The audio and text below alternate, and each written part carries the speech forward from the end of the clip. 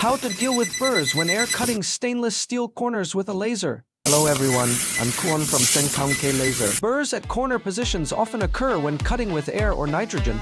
This is because the laser cutter slows down near corners almost to zero, then speeds up again. At low speed, laser energy becomes too concentrated, causing overheating and burrs at the corners. So how do we fix this? The Bochu 8000 system offers a dedicated corner cutting process.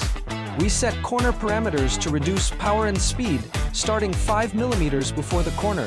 Let's cut another one to compare the results.